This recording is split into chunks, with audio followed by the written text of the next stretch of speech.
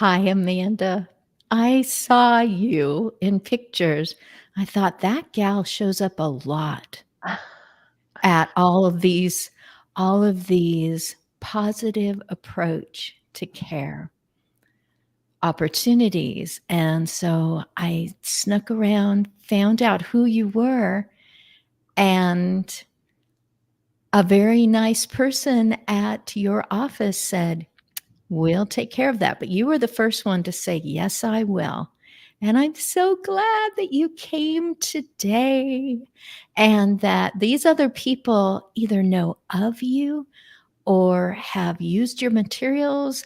They may have taken a course and they now have a plaque on their wall.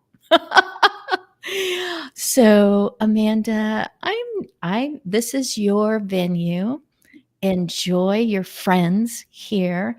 And if we do get comments from people watching live, I'll probably greet them for a moment every once in a while when you need to take a breath. Sounds good. Oh, I'm so glad to be here, Christine, and all of these friends. Oh my gosh, I was not expecting this entourage to show up with you, Christine. You've got quite a crew. Really incredible group of folks. I am excited to kind of answer some of the questions that have cropped up. Many of you, whether you're watching or whether you're here in this room with us, you've got your own background. You've got a lot of things that you bring to the table. And Tipa Snow, who happens to be my mom, but also one of my guiding lights here, trying to figure out how do we change this world of dementia. Uh, she comes to people in different ways. And so these questions could be all over the map. And I cannot guarantee I will have answers. And I can guarantee that we will address it and follow up and make sure that we find your answer because there is one. Nothing is hopeless. And that's our message to the world. So I'm so excited to be here. Nothing is hopeless. As much joy as all these people have experienced, finding that key that unlocks a moment or a particular challenge or speaks to a family who is starting to feel hopeless when the diagnosis is dementia. As much as that is a positive, someone who is going to watch this in the future is coming in feeling like they just hit me with something. I don't know what's next. And they can land on those soft feathers that I see at Positive Approach to Care.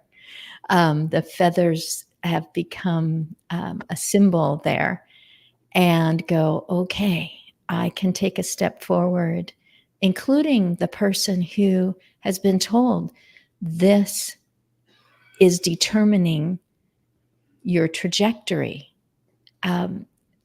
It's just great. I'm gonna mute myself because somebody here, even if you've asked Amanda this question before, we won't know.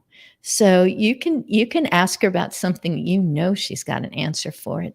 You know, it makes her look good. And speaking of looking good, Patty, can we hear you? Yes, we can. Hello, everyone. So sorry I'm late. How's everybody doing today? Good. Well, thanks. How are you? Excellent, excellent.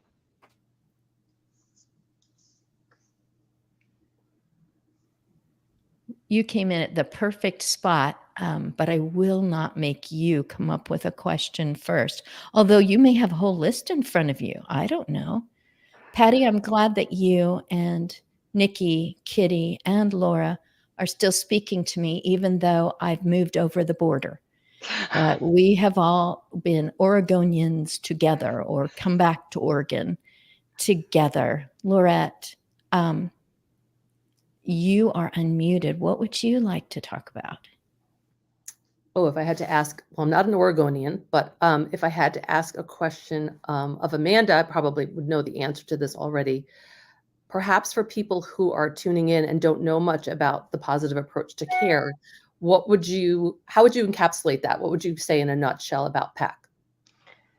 Wow, great question. And yeah, it's a mouthful. Positive approach to care is a very long name that came many years ago after Tipa, who is the founder and creator of our organization, was out doing work with Melanie Bunn, another amazing woman in our local North Carolina area, with the Alzheimer's Association of North Carolina Eastern Chapter. And they started to go out and do these talks, but they weren't doing talks like everybody else was doing talks. They were making people do stuff. It's called experiential learning, and Tipa is sort of a master at it. And that's the piece that really was different. When you go to her talks, you're laughing, you're crying, you're touching your neighbor who you may or may not know. You maybe didn't come with them. Often someone gets their pants taken off. Now, not all the way. Usually it's just actually touching the belt. These real life experiences that happen in the world of dementia that nobody talks about, nobody brings out into the public, nobody wants anybody to know about. And she just does it up there on stage with everybody watching in a way of destigmatizing this thing that is so prevalent in so many people's lives. And so that was the basis of this company, was her and Melanie learning together about and from and with people who are living with dementia. The way that we care cannot be that we force them to take showers and we force medication and we force these things. There's got to be a different way to do it. And together, and Tipa on her own, using her occupational therapy background, realized it does matter how I approach someone. So many, many moons ago in 2007, she created this organization, Positive Approach to Care, which teaches her positive physical approach. How do you bring two bodies close together without causing distress and alarm? How do you get permission when someone doesn't have language? And how do you make this feel better? How do I bring value and purpose back into someone's life, even with a diagnosis? And so that was kind of the core principles. And since then, man, we've been working hard to radically transform the experience of dementia through this experiential learning, through webinars, through videos, through working with our local folks through our Snow Approach Foundation, which is a new nonprofit that we've kind of built upon the principles of positive approach to care. So if you're looking for an exact answer, I don't have one, because we do all of those pieces in everything we do. No matter who you are, which audience you're part of, Tipa has explored something in support of and with others like you. And our biggest goal is just to get it out in the open and start talking about it, start having those conversations. So great question. Thanks for that one. Destigmatizing. Hey, Melvin Hall is watching live and says he's in New York State. I know that's not where he lives because I've met him in person recently. And so has Scott. I do like to say that my hubby producer is D. Scott Smith, motivational listener. He came in just in time, I think, to hear about the pants coming down. So I think he's going to stay with us through the hour. I agree with that. I think there is one thing I think that in front of the right group, to wear like all one color, like pink, and make myself be the person who could use an opportunity to get a little cleaned up and then pull that poor unsuspecting person from the, seated in the room feeling safe, have them come over and try to get me clean, and have someone like, Amanda and Kitty and Laura and Patty and Nikki and Laurette, be able to come over and say, and here's a different way that you could approach that, because I could do like I could take personalities that I served as a hired caregiver in their individual homes, people who are aging in place, and put together, Marilyn, the one who's like, what do you think you're doing? Even though I'm used to know you, all that. So I'm looking for someone else who might be, yay, Kitty, you already. Yeah. So earlier you said, Amanda, that you're Tipa's daughter. Okay, I did not know that. I am a super fan. I got to see your mom. I think it was the second year of taking care of my mom. She came to the McGinty conference in Oregon, and that was the first person that I was like, okay, this I understand, because we're also laughing and we're also using humor to get through this. Not to the success that your mother was, but we learned. Did a little bit better. But I wanted to ask you, besides the fact that this is kind of the family business, I know that your mom had some experience with dementia early on, and then she went on to make a career in occupational therapy. What brought you to this journey? Was there personal experience also, or was it just like, wow, I grew up with this and I want to be a part of this? Wow, great question. So a little bit of all of the above, right? So anybody who grew up with parents who are kind of in the spotlight, but not really, because she's like, I would say she's the most reluctant celebrity I think I've ever met, right? We have people coming up to us I remember as a teenager, people would come up to us in like Whole Foods or Home Depot, and we one time went in the restroom in a grocery store, and they were like, "Oh my gosh, Tipa Snow." It's bizarre, but also it's for all the right reasons. And I was not going to follow in her footsteps, and I for sure was not going to follow in my family history of becoming a teacher. And lo and behold, I became a teacher. And I was an elementary school teacher for many years. And I loved it. I loved the work. And then I got into administration and thinking, okay, I can make changes that are bigger than a single classroom, a single child. I can change how a school operates.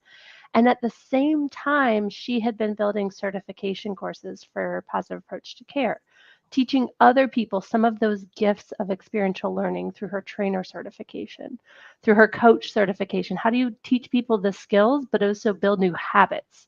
It's not hard to teach people the new skill. It's hard to make them practice it so that it becomes a habit. It's so easy to go back to old ways of doing it, even if you know it'll work. Even when you see her do it, she makes it look super easy too. So these new awkward, uncomfortable skills, she started to build these certification courses. Happened to be around the same time that I was moving into more of an administrative mindset. And so I took her coach certification course. And I got to say, I just got hooked. The content was so good. As many of you, if you've seen her present, it is funny and it is engaging and it's also real. And she takes the brain and makes it so understandable.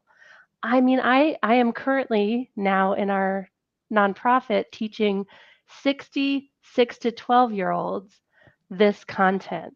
And they are saying things like amygdala and hippocampus and what does the prefrontal cortex do? It helps you think. And it is so cool how she took this really complicated thing of the brain, dementia, and then the relationships around it, because that's the bigger piece that we're all experiencing.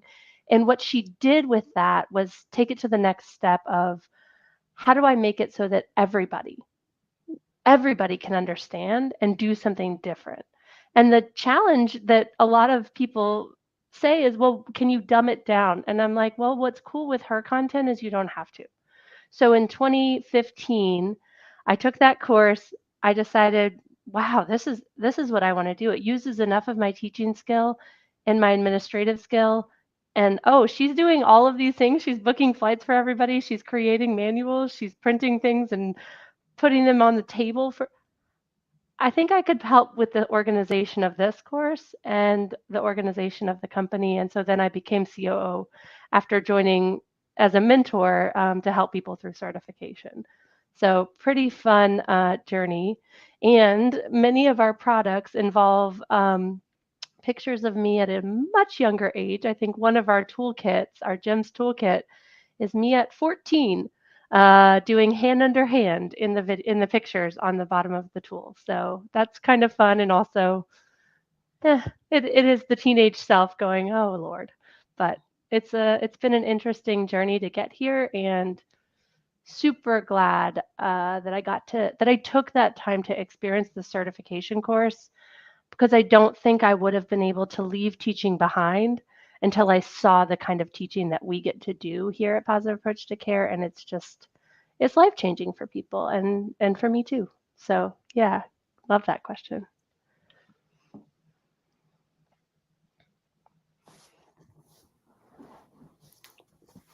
So I see Laurette unmuted. You heard it here, You heard it here first, folks. Amanda, how did you get to this point? Well, I wasn't going to.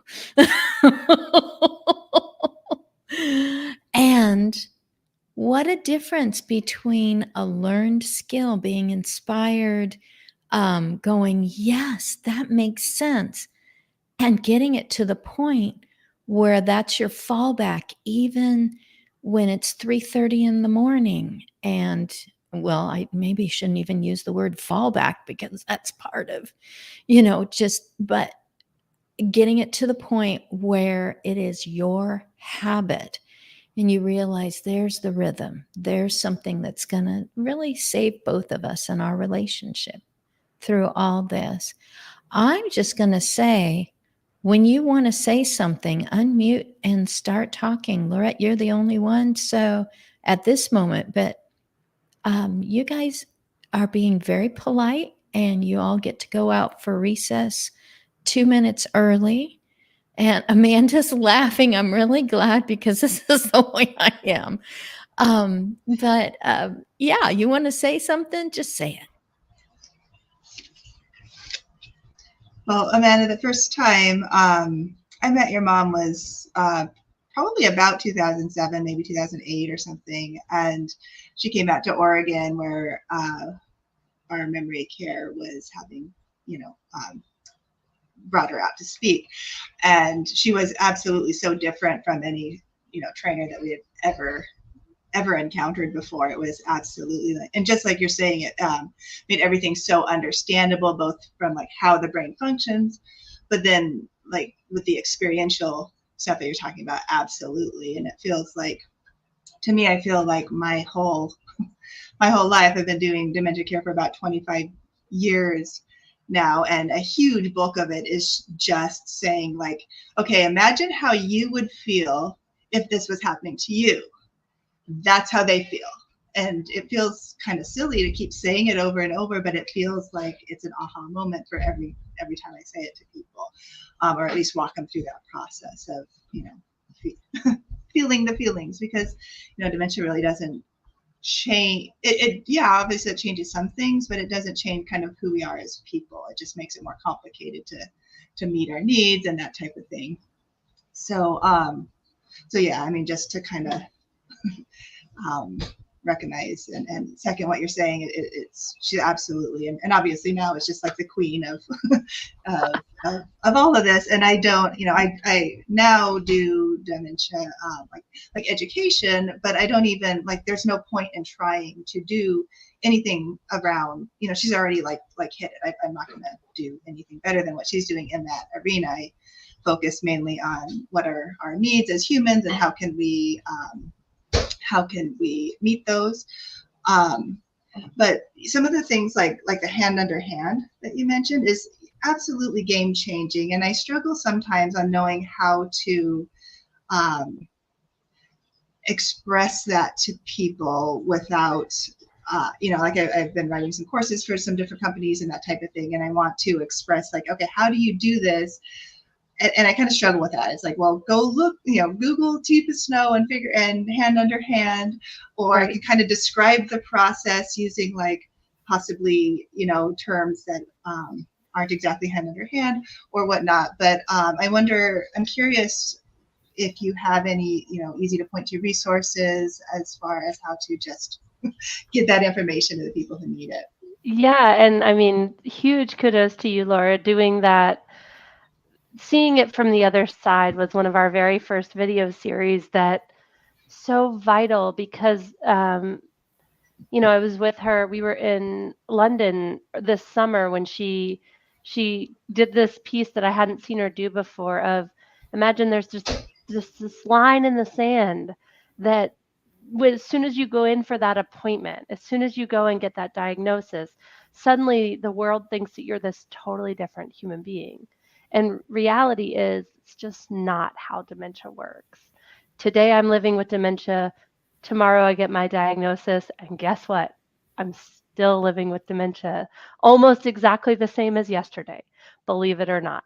The diagnosis does help me and my family, or me and my person, or me, start to at least have a name for it.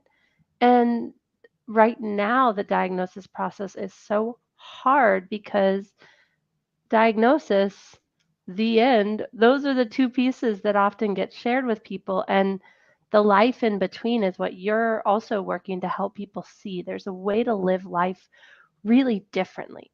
And yes, we need to acknowledge that there will be losses. 100%. There will be language loss for almost all types of dementia. There may be judgment and reasoning loss for many types of dementia, and those may happen really early on.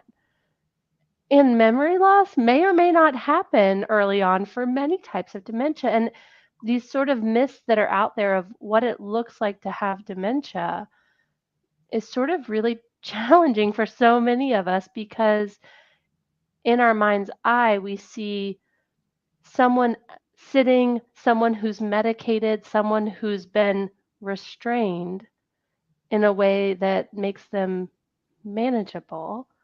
And that's just not dementia anymore. And yet it's really hard to get that image out of the public eye when we still are saying things like people living with dementia or people with dementia are aggressive.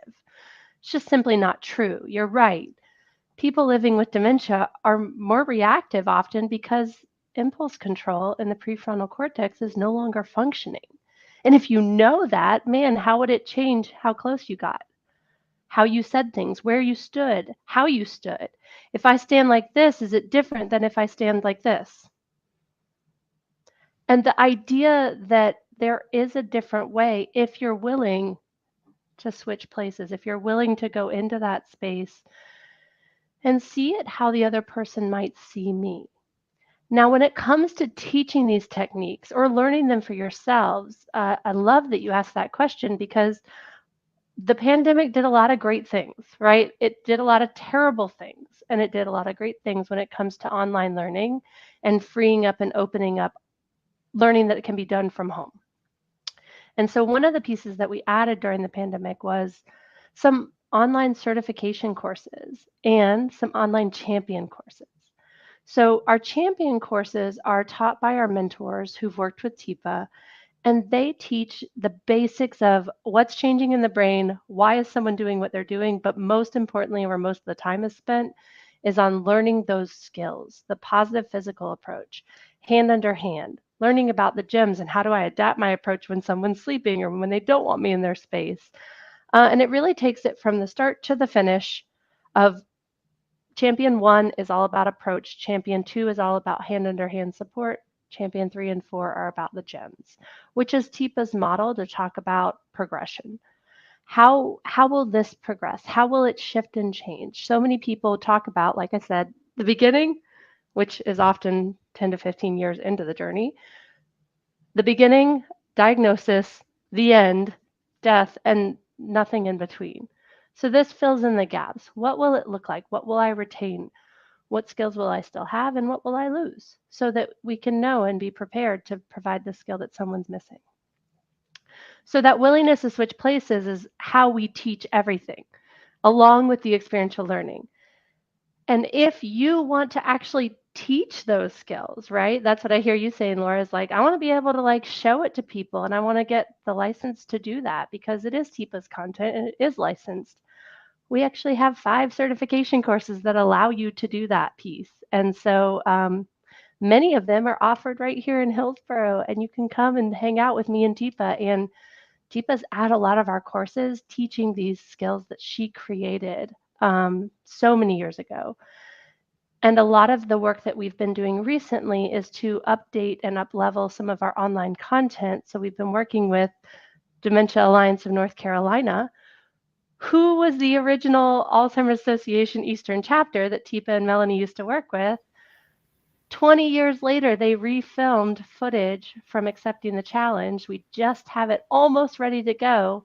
And people all over the country, all over the world, will be able to access that 3 hours of new and updated content, which was the very first and only DVD to include people living with dementia as part of the teaching, as part of this process, because there really shouldn't be any teaching done without the people living in this condition. So we really believe in teaching with and doing with, not doing to. So hand under hand is TIPA's technique that helps connect your brain and my brain to do things differently. And what's really cool is we figured out how to teach it on Zoom thanks to one of our mentors. I'll give her a shout out, Jess up in Canada, Jess Pelkey. So if you take your left hand, everybody go ahead and take your left hand, hold it out in front of you, and imagine it's a hand. So this is your thumb. Your pinky becomes your thumb. So put your pinky up. Good. Now take your right hand and shake hands with yourself as if you're thumb to thumb. And then you can shift up and under, and boom, you're in hand under hand. How cool is that? We learned to do it on Zoom during COVID. So thanks again to Jess Pelkey. We really do want everybody to do this, to teach this, to learn this. I hope I never, ever hear again, man, I wish I would have known. I wish I would have known about this. I wish I would have found you before. I wish I would have. The more people that we have like you, Laura, sharing it out, teaching it, we can teach you how to teach it. Come and see us. And I would love to never hear that phrase again. That would be my dream. Yeah. Anne Marie Dacus says that she's at an honest mechanic shop. There is one. It is just 2 hours from where I live in Houston, Texas. So you can all get a hold of Anne Marie Dacus for that. But mostly she has supported in the comments aspects of aging, the name of this gathering, which is now noon Central on Mondays, for the resource website Aging Better Network. And she has been in that column. She's always going somewhere to be of assistance, to provide caregiving, to make what I say is restoring humanity in a situation. I hope someday she has a moment, an hour to come and tell us about some of her experiences. But she is loving these. These are people I have been willing to switch places, and that is a great way to say it. I know that my being a female, that there can be a very reluctant person who is a male, and it changes the narrative for both when words are said like, if the roles were reversed and I was the one that needed you, I know that you would take good care and that you would give me dignity. And that's why I'm here. And it just seems to make the difference. And I'm like, who knows?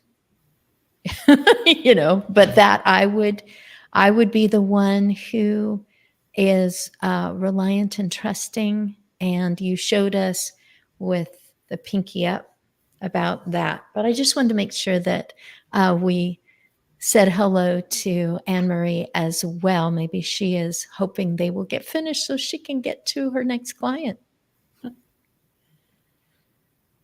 I have a question for Amanda. Hi, everybody. It's nice to see you.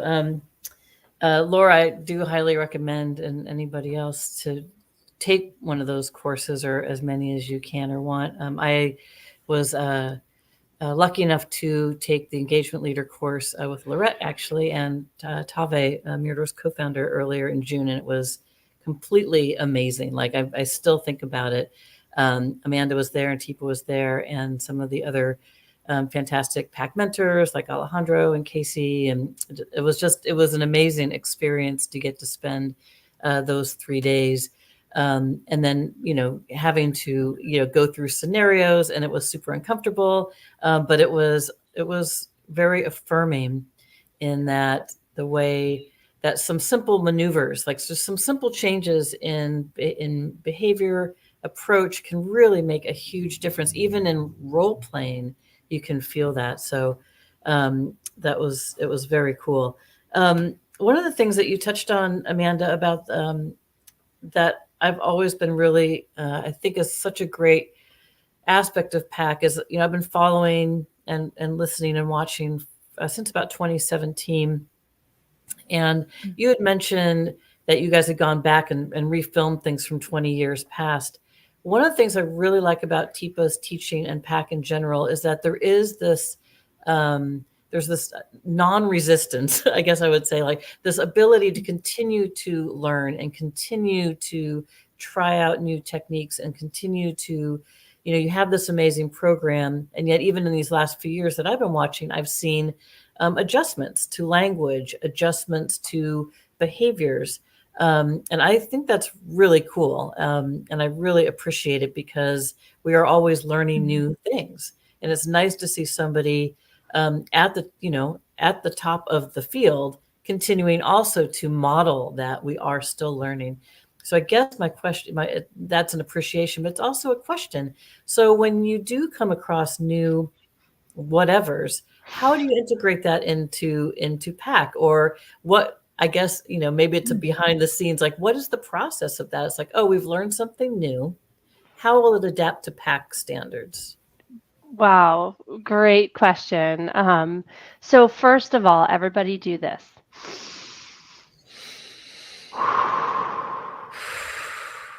And do it again.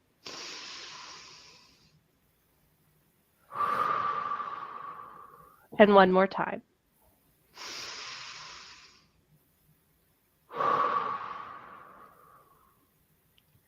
So it's actually proven that if you do that 5 times a day, you will lower your stress hormone called cortisol by 50%.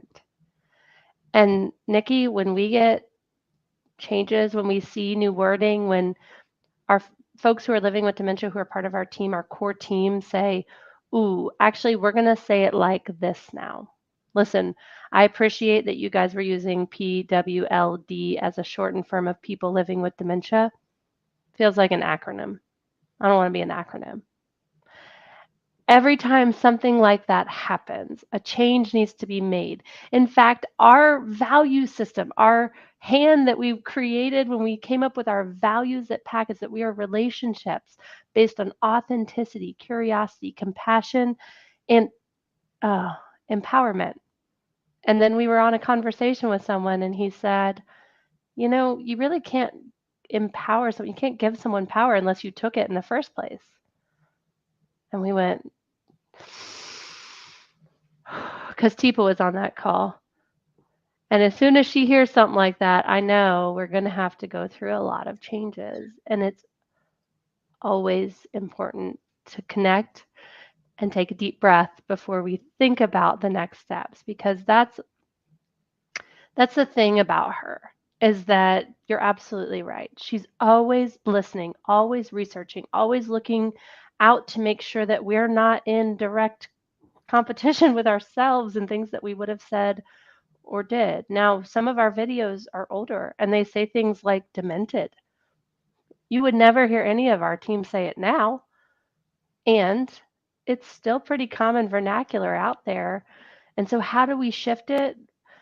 Piece by piece, bite by bite, starts with a recognition a few deep breaths, and then starting the process. And then as soon as somebody brings it to us, oh, hey, did you guys know it still says it here? Okay, let's go through the change process. So we actually have a team of about 20 folks who are full-time or part-time with Positive Approach to Care all over the country. And then we have independent contractors who are a lot of our mentors who work on the courses or who take you through certification in a one-on-one capacity afterwards, who are all over the world. We have about 25 to 40 at any given time. And our goal really is to just stay up on it and change it as we notice differences that need to be made. What is the new language? What are we being asked to say from folks who are living with dementia, from folks who are living with brain change? That's even a change that we're making, because not everybody who appreciates TIPA's content is under the umbrella of dementia. And yet, man, isn't it still helpful for folks who are living with autism or folks who are living with Down, but not yet Alzheimer's. So there's all these really interesting connections and ties that, yeah, we work really hard as an organization to not be frustrated by the levels of changes that need to happen, that happen daily. When I started with PAC in 2015, which is still many years after it started, I started doing some speaking engagements, and I would say, okay, well, let me ask you guys, how many types, forms, causes of dementia are there right now? Anyone have a guess? And I'll give you a hint if you guess and it's too low or too high. I'll help you out. Is it around 30? Higher? I was going It's to say, over isn't it like 100. between like 80 to 120 right now? Nice, yeah. So we currently, I know, Christine, isn't that just like blow your mind? So we now say, this year, we say over 120 different types, causes, and forms of dementia, and some researchers say over 200.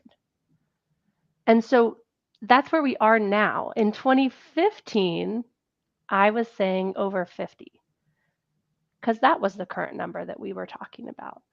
So a lot of this has happened in the last few years, which is why it's hard to keep up with and why it's hard to know where to look for the newest and the best and the most accurate.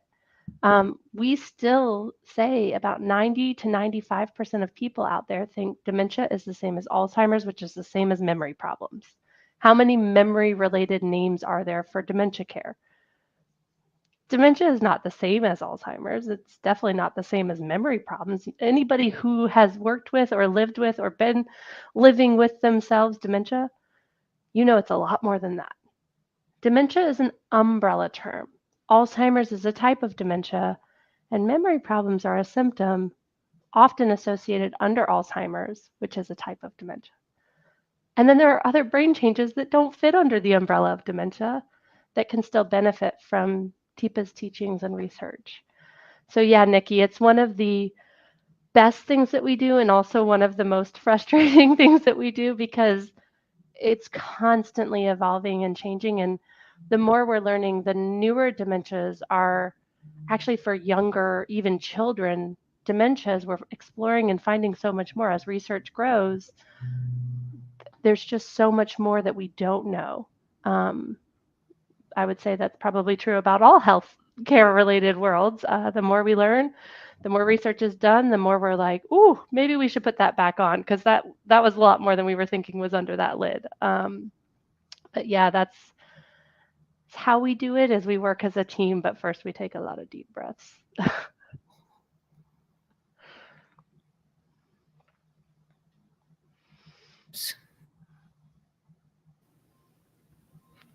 Just to acknowledge, Lola Rain came in.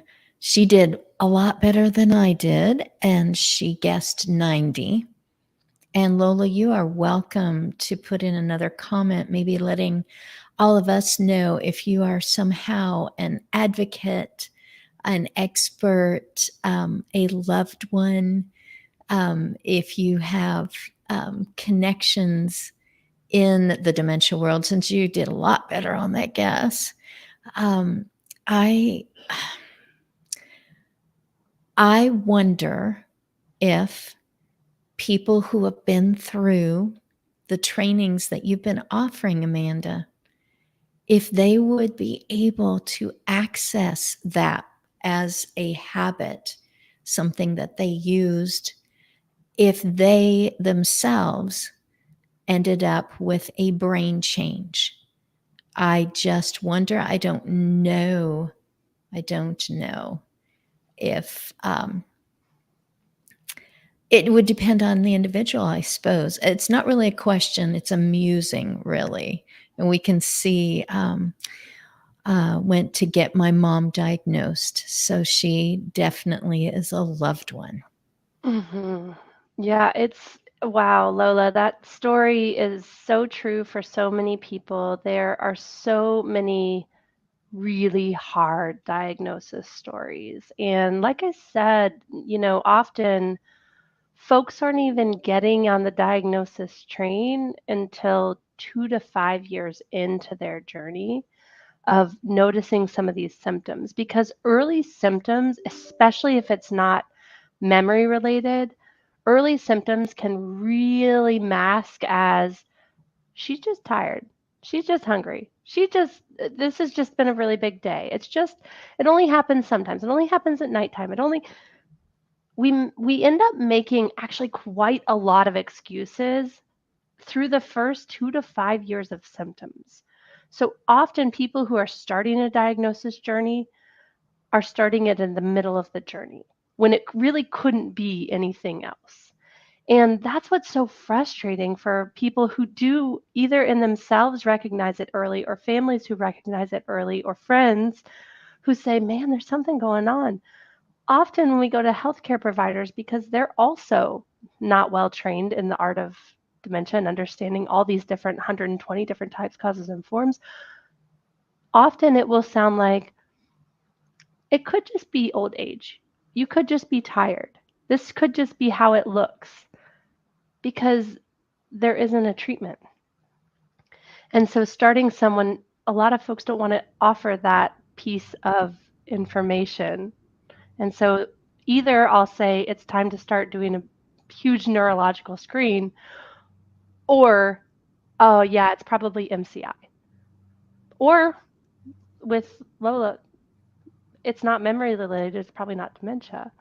There's so many myths and misnomers out there about the diagnosis process that it can become, frankly, so disheartening that people just either give up or they do schedule that neurology appointment and it's 6 months to 2 years before I even get a diagnosis. So these are big amounts of time that people are living with. Could it be? Might it be?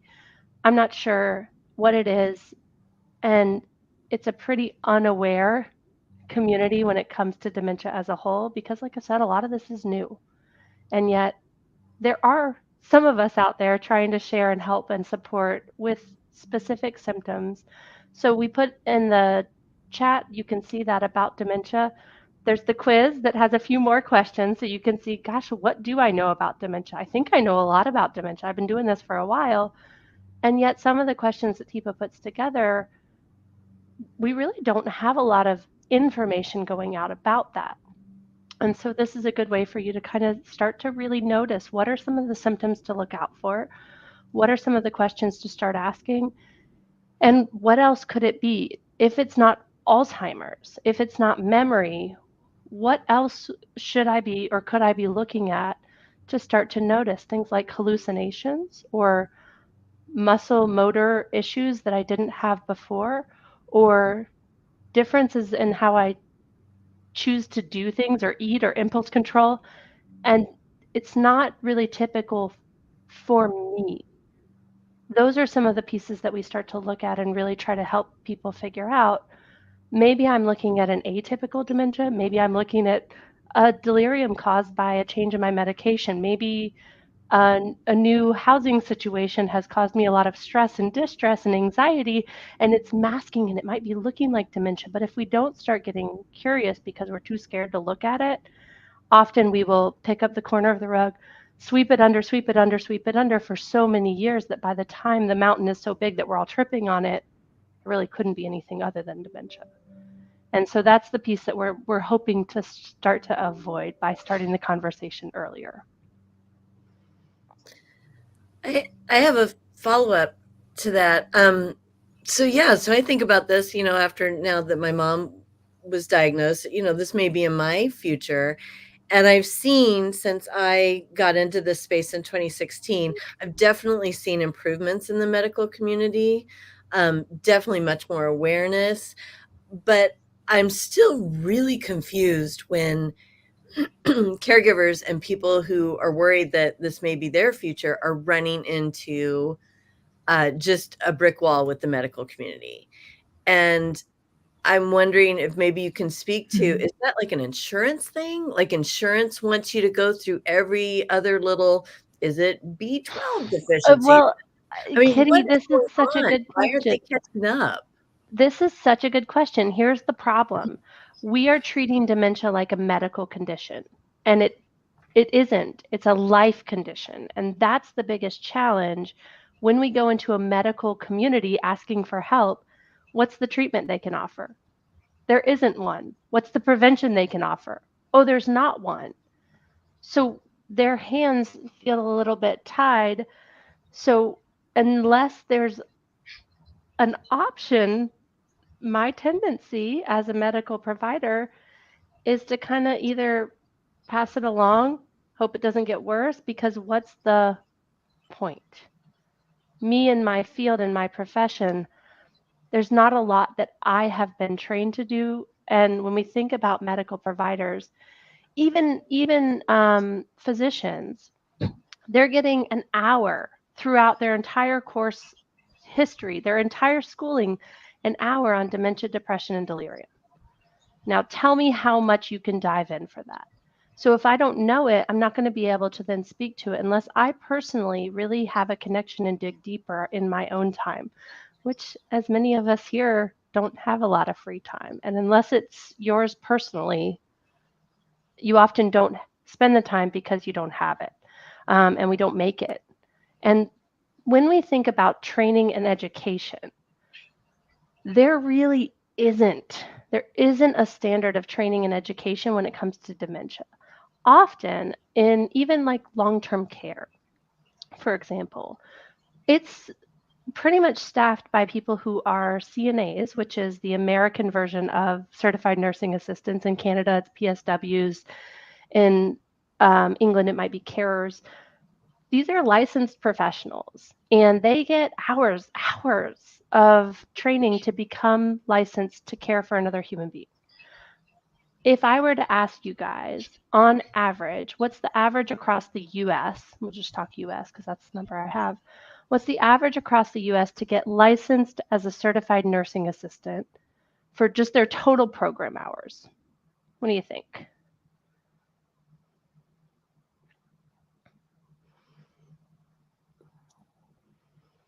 Any guesses?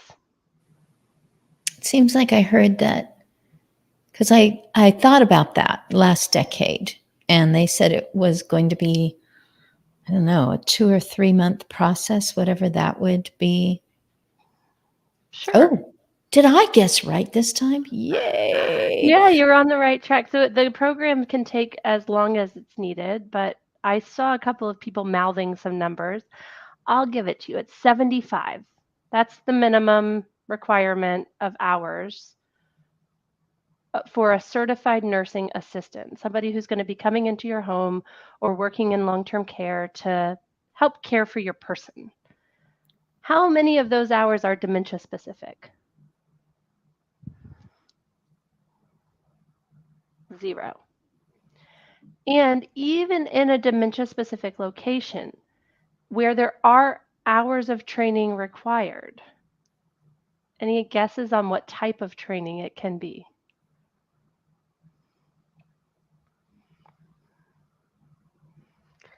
Video training is all that's required.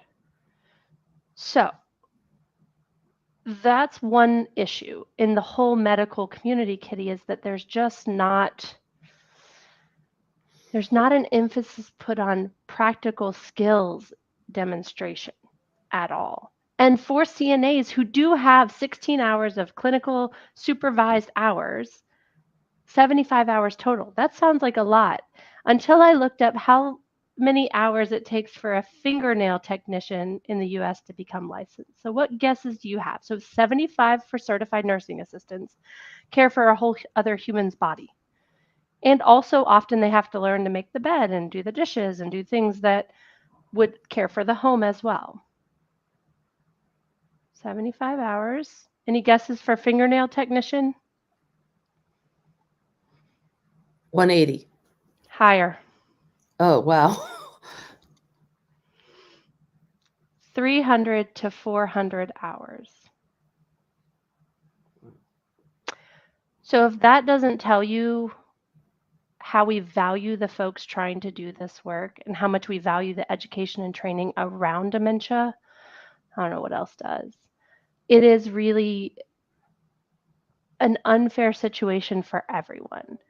All of these medical providers are doing their best work, but without the education and training around these different types of dementias, without the education and training around what symptoms to notice, or even a tracker for families to fill out. We don't have anything agreed upon other than some pretty old school scales, tests that they can do, the MMSE being a great example, which measures a lot of things, but actually doesn't measure dementia at all, because it's really based on socioeconomic and educational status. And it doesn't compare me to me. And that's the biggest missing piece in our medical community, is that we don't have enough baseline screening education. We don't have enough agreed upon skills demonstration. And we're just not spending the time that it takes. We get told a lot of the time, oh, we don't have time to train them. We can't pull our staff off the floor to train. We can't cover that because we can't cover that time. And the part that makes us question is, well, what happens if you don't train them? Oh, we end up with aggressive behaviors that need to be treated medically for a condition that's not medical at all. And that's where we're at right now, is we're trying to fix the problem in a medical model when it's actually a life condition. And it generally impacts not just the one person, but at least 2 or 3 folks around. Because how many people have to give up a profession? How many people who are living with dementia have had to give up a profession or have been asked to step away from their profession? So it not only impacts our ability to have insurance, to use our medical, Medicare, Medicaid, all those pieces get impacted, but then so does my partners, so does my family, and so now it's become a model where even with the best of funding, there's not a lot of options, and the reimbursement for a dementia diagnosis is pretty low. So there's a lot of pieces that go into that one tiny little question that you asked, and man, it's frustrating. And until we can start to educate and promote positive conversations that physicians can start to have, we can't see them as the enemy because it's just in the wrong space right now. It's in the medical community, but we have to figure out how to help them bridge the gap over into the space of education and training and education for families and awareness about the conditions that these folks are living with. And it's a big hill right now. I don't think we have. Kitty, I'm gonna interrupt you because of time. What was I thinking? This is a 2-hour show just to make scratch marks in this. And Patty, you've been so quiet. I would love to start with Patty to say to Lola, she is 2. She is a professional hired assistant carer, and she is a significant part of both parents' life right now. What do you offer? And we're right down to the end, so I'll simply say you can find it on agingbetternetwork.com. That's me. Patty, what about you? What is it, and where can they find it? Oops, you're unmuted, but we cannot hear you. I'm going to let you work on that. Lorette, what about you? What do you provide, and how do people find it? So we are working on resourcing people with the literature and the art and the culture. So through adaptive, in my case, books that are, largely spiritual in nature, that have lots to do with nature, and poetry and the arts in modified formats that really inspire people and give them that catalyst for conversation with their care partners. You can reach me at nanasbookseries.com. And again, I am available to help people get a better sense, and we got a great sense out at PAC for our engagement leader certification about how to best use these materials in a variety of ways, in a variety of settings, really organically and meaningfully with people that are living with brain change and their communities of care and their families. So I will pass it over, I guess, to Nikki Jordan, who's doing something. We're doing it together, so something similar. Oh yeah, just really briefly, because I know we're cut for time. So you can reach me, Nikki at miradormagazine.com. You can check us out at Mirador Magazine. We are a dementia inclusive and other brain change publication, stories, activities, things like that. And yes, working with Lorette as well as with Luke Gilligan from Resense Register, putting together these sort of elevated publication resources for people. And yeah, learning, it was amazing actually to watch Amanda in particular use our resources to the best of their ability. It was phenomenal. And it's really, we're working on our next series of magazines. We're excited about that. And then using some of those tools that we learned at PAC actually in these next issues to make them even better for our readers. So yeah, thanks for having me. Thank you. Yay. Patty, give it a try again. Still not. That's crazy because when you first came in, we could hear you. Oh, phooey. Kitty Norton. Lickety glitz. I'm a former family caregiver, and I've made a documentary about dementia family caregivers, and it's called Wine, Women, and Dementia. And like you said, Amanda, there is a lot of life on the end of life journey. And I wanted people to know that. And I wanted people to see this journey through the family caregiver. It's coming out on PBS in November. So yeah, so pretty excited about that. People can go to winewomenanddementia.com and catch up on the airings that we already know are confirmed. And it'll be on the PBS app starting November 2nd. So Awesome. Laura. Thanks. Yeah, and Patty and I work together quite a bit at abcdementia.org, which is our ABC Dementia course and community. It's a support and learning community for family caregivers of people with dementia. We do caregiver coaching and events, support groups, and curating resources. And just like Amanda was saying, about, if only I knew that, we endeavor to really just like, here's the stuff you would ask for if you knew to ask for it. And we just do that through conversation of, hey, what's going on with you? Oh, did you know about this, and that? So we talk about learning the language, the heart-centered language of dementia care. The ABC stands for Appreciating Behavioral Communication. So we focus on translating that to uncover people's needs, because we all feel and function so much better when our needs are met. So. Laura, can you be the voice of Patty, your friend, your co-author on Brick by Brick Bonding? Because we did that with her in Independence, Oregon. Oh, Brick by Brick Bonding is awesome. That's something that Patty developed, and I was just so enthusiastic about. Essentially, it's using Lego bricks and pieces as a medium for art therapy. So it's a great way to help people with dementia be able to express themselves without words. Of course, there's all kinds of benefits to, fine motor control and being able to, autonomy and choice, and just all these benefits packed into it. And for the care partner as well, just setting aside this, whether it's 5 minutes or 45 minutes of like, let's just have this moment of mindfulness together and forget all the things that we need to do and we wish we're different and whatnot. And right now we just want a blue piece, and we just want to connected with a green piece, and that's success.